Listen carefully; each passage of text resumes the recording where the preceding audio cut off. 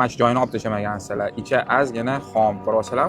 Sezyapsizlarmi, oxirgi payt Buxoro restoranlari Toshkentda juda ham ko'payib ketyapti. Men tushunmadim. Buxoroliklar haqiqatan juda ham mazali ovqat tayyorlaydimi? Ketdi, tekshirib ko'ramiz. New Buxoro restorani endi Yunusobodda ekan. Ko'ramiz, haqiqatan mazasi zo'rmi yoki bu ham marketing. Zakuska, ya'ni gazaydan boshlaymiz. Bu dungan qalampiri. Kim biladi nimaga dungan deyiladi?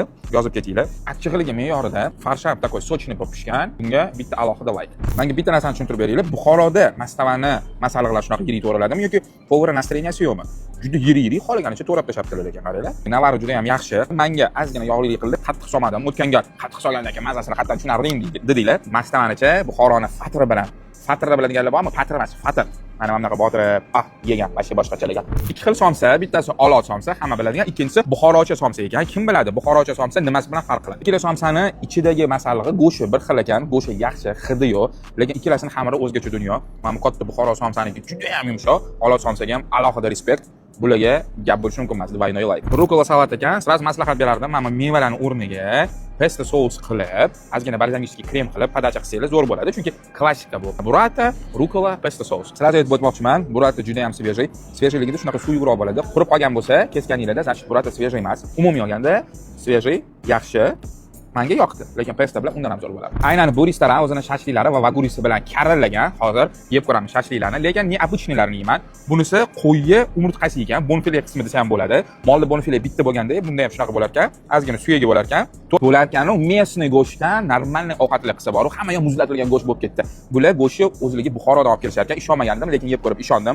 Позвоночник qo'y ekan, vashya bomba. Qiyma bomba, bonfile yaxshi pishgan, jigar sal menga quruqlik qildi va men bu Koreyaga sal ko'proq chaynalyapti, lekin umumiy olganda hidi yo'q, mazasi yaxshi. Eng asosiy ovqatlardan bittasi vag'uri keldi. Nimaga vag'uri bilasizlarmi? Yozib olinglar. Slishkom ko'p narsa aytib pochkamni sotmasam bo'ldi, lekin vag'urilarga ishoninglar, gap bo'lishi mumkin emas.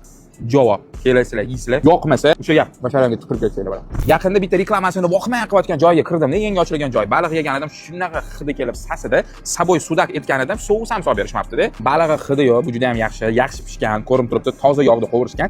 Ozgina tuzi pastroq, shuni inobatga olinglar, chunki balig'i tuz sepib yeyish ne to. Pishirilayotganda tuzi joyida bo'lsa, undan ham mazaliroq chiqadi, lekin hidi yo'q, xudoga shukr. Yana shu muammo, nimaga qanotda mana shu joyini olib tashlamaysizlar? Kim biladi, yesa bo'ladimi, bo'lmaydimi? Bo'lmaydi yesa. Qanotda yaxshilar mana shu joyini olib tashlamagansilar. Ichi ozgina xom, ko'ryapsizlar?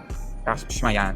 Maydami shu narsani yemasam. Sariyada pishgan buxarskiy jus yeb ko'ramiz. Bismillah. Ortiqcha gapirib o'tirmayman. Erkak o'tdi og'izda. Katta kompaniyalarga zo'r setlar ham qilib qo'yishgan ekan. Masalan, mana bu set 5 kishilik, ya'ni 5 ta qiyma shashlik, kartoshka frisi, file tovuq shashlik, 5 ta olot somsa, piyozlari va kolasi bilan arzimagan 175 ming ekan. Ya'ni 5 kishiga bo'ladigan bo'lsangiz, kishi boshiga 35 mingdan tushar ekan. Uyga yoki mehmon kelib qolsa yoki ishxonaga, menimcha optimal variant ekan. Buni ham uyimga olib ketaman. Shuncha go'shtli yegan, ichgan narsa ham arzimagan 1 million 618 ming bo'pti. Vahima qilishdan oldin hisoblab ko'ringlar, kamida 10 ta 12 ta odam yesa bo'ladigan narsa edi. Bu degani kishi boshiga 150 mingdan tushyapti. Ishoninglar, arzimagan, kapena. Yangi New Buxoro restorani haqiqatan juda ham elitni qilib qo'yishibdi. 2 etaj qilib, atmosferani yorib yuborishgan, past oilaviy joy ekan. Tepasida chaksa bo'ladigan joy qilib qo'yishibdi, lekin atmosfera haqiqatan premiumni beryapti. 10 balli sistemada botga smelo 8,5 ball qo'ygan bo'lardim, chunki go'shtli ovqatlari haqiqatan bomba. Oilamni 100% betga olib kelgan bo'lardim. Sizlarchi kelgan bo'larmi deylar? Kommentariyada yozib ketinglar. Keyingi safar qayerda borib, yana haqqoniy azor qilib bering.